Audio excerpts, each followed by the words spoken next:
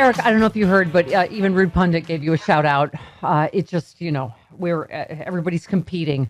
Hillary Clinton's like, no, me. I think Eric Boehlert's more essential than you do. I just have to wait to get through my Meet the Press stress, because that never changes, COVID lockdown or not. Yeah. I still yell. If it's Sunday, you're an idiot. Okay, I do. I'm sorry. I'm still just as immature. I believe the thing he actually opened, Eric, with Biden honeymoon over. The second 100 days will be tougher than the first. It's already begun. I'm like, oh, I see. Joe Biden's already screwed up his second 100 days that has not even started yet. But here's what he's going to do wrong. Was that the theme? That the honeymoon's over because Jeff Todd says it is? I mean, I just... Okay, go ahead. Real quick, just I was on Twitter, the Meet the Press Twitter feed. They do a Monday roundup, and they extended that theme. The first 100 days were easy, but it's going to get tough. And they're talking about the crises that he's facing, and the already fixed pipeline from last week. That's listed. That's listed as one of the new crises for him to fix. Oh my God, you so complete me. This is what my little chicken scratch is that I was going to say. Chuck Todd lists a bunch of things that Joe Biden is either that have already been solved or are not his fault, right? Like the Middle East. Oh yes, because this just started under Joe Biden. The strife in the Middle East, right? The gas pipeline that is already fixed. What else? The mask man, which the reason we're at the masks is because he's done such an incredible job. Because he fixed it. Yes. Yeah. And by the way, Kevin tweeted the pipeline was fine the whole time. They just couldn't accurately bill customers, so they cut fuel to most of the eastern seaboard. Again, not Joe Biden's fault.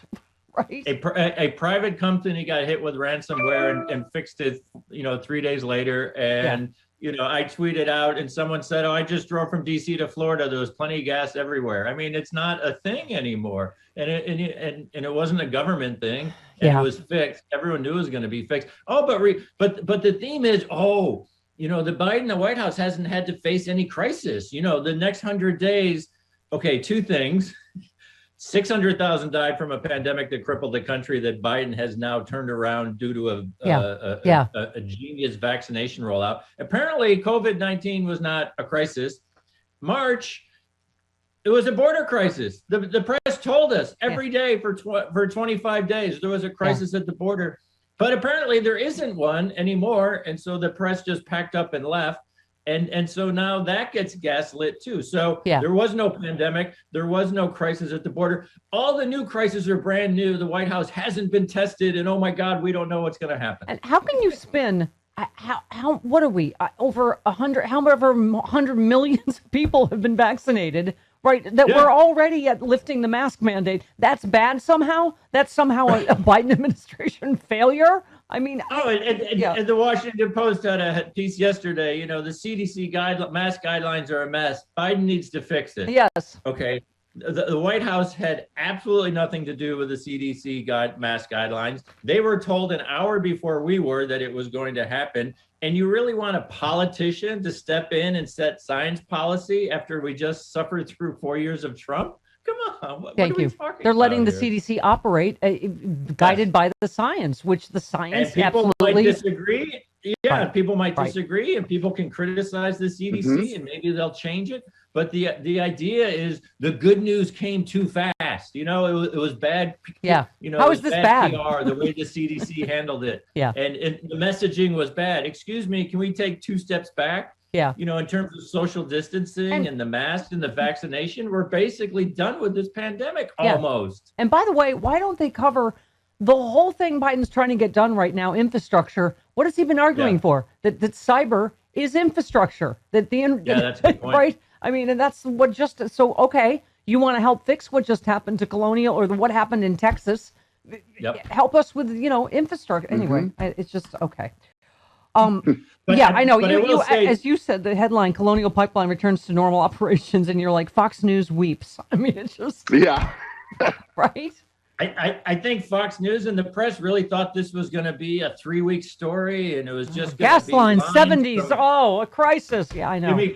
Right, the right-wing media laid into the Jimmy Carter stuff all last week. Even if you, in real time, if you looked at it, you realize, oh, okay, this is a 3-day story, and they're going to pay him off, and then we'll get back to normal. I mean, but the press seems very, I think a lot of it's driven by the Middle East, and so they're really digging into the crisis and chaos, and meanwhile, Biden's sitting at 63%, 25 points higher than Trump ever was. I know, and this is a literal implosion of the Republican Party right in front of our eyes. Thank you. And you said, of course, the New York Times Dems in disarray angle to the Middle East. They're fractured. What a bizarre premise that there isn't supposed to be disagreement about Dems regarding foreign policy. I mean, it just... and as you talked about, the Washington Post headline, analysis, bitter anger over January 6 riots lingers in the House, prompting a week of tense standoff and legislative stalemate. And you're like, stop with the both sides coverage. You have lunatics like Marjorie Taylor Greene and people that are literally saying this was just a regular tourist trip and this was nothing on, the gaslighting is just off the charts. And as your whole piece this week, the media has no idea how to cover an increasingly deranged GOP, right? And that's the only word for it. Just deranged. I mean, last Wednesday, within hours, Liz Cheney is purged for not being publicly, for a fealty test to a pathological liar. 2 hours later, we had House Republican members saying, the insurrection didn't really happen. And as you say, it was a bunch of tourists. And then a few hours later, Marjorie Taylor Greene basically verbally assaults AOC and I point out in my piece, if any of those, if two of those things had happened in a calendar year, that would be shocking for a mainstream party. They happened within hours in the same day, and the press just, they don't.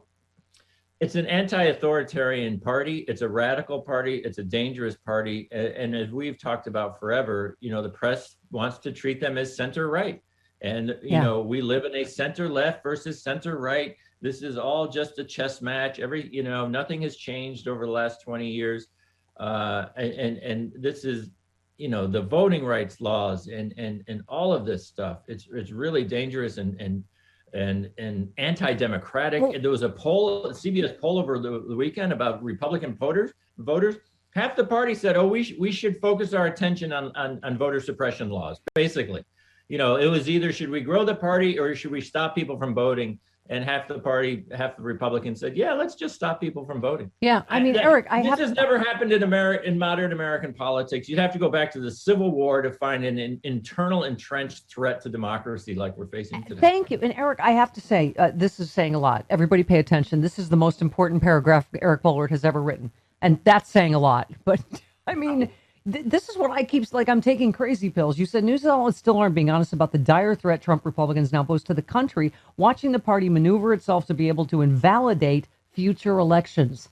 That's the part they're not focusing on. As you say, by passing voter suppression laws, installing local election boards that refuse to certify wins, empowering state legislatures to refuse to certify their state tallies, and electing a Republican majority in the House that deny the Electoral College count means the U.S. faces the most entrenched internal political threat since the Civil War. That's no exaggeration concerning the defining loyalty test for the GOP today is backing Trump's claim the 2020 election was stolen, which in turn positions the party to question all future election results.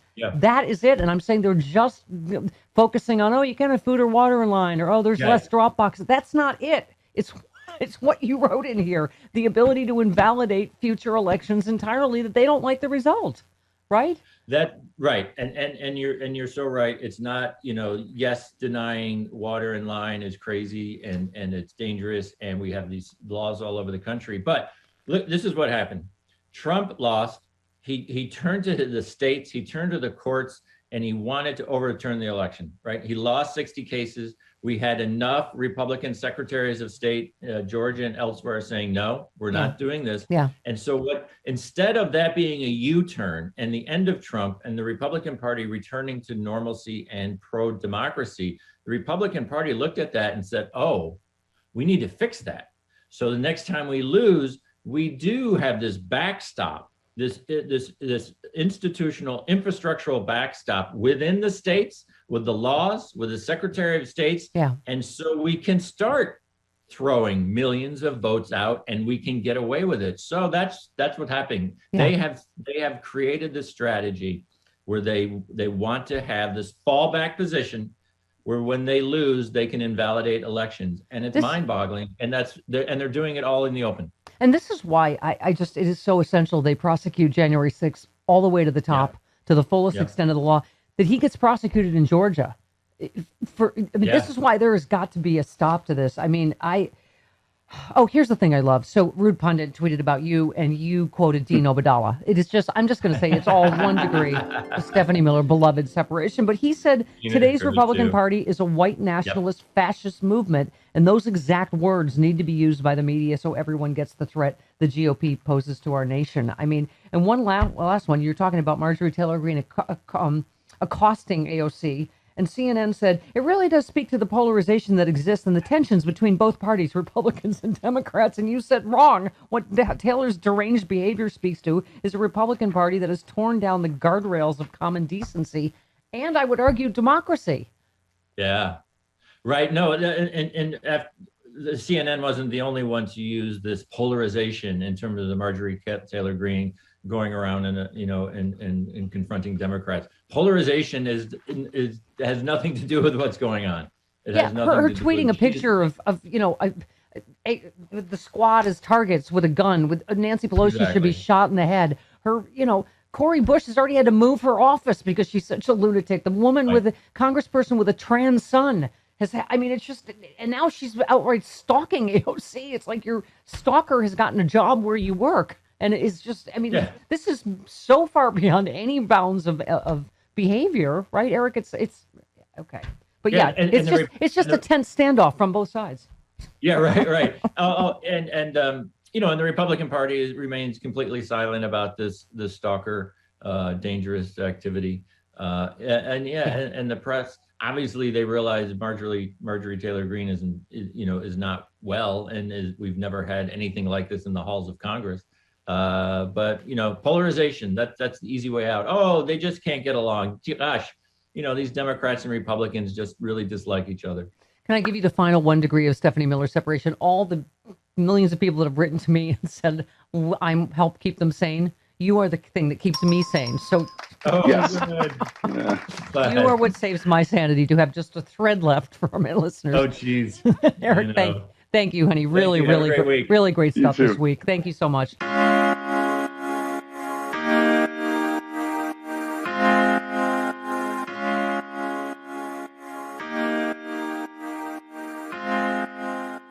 If you have not heard of the Sexy Liberal Podcasting Network, your podcasting superstation, you suck.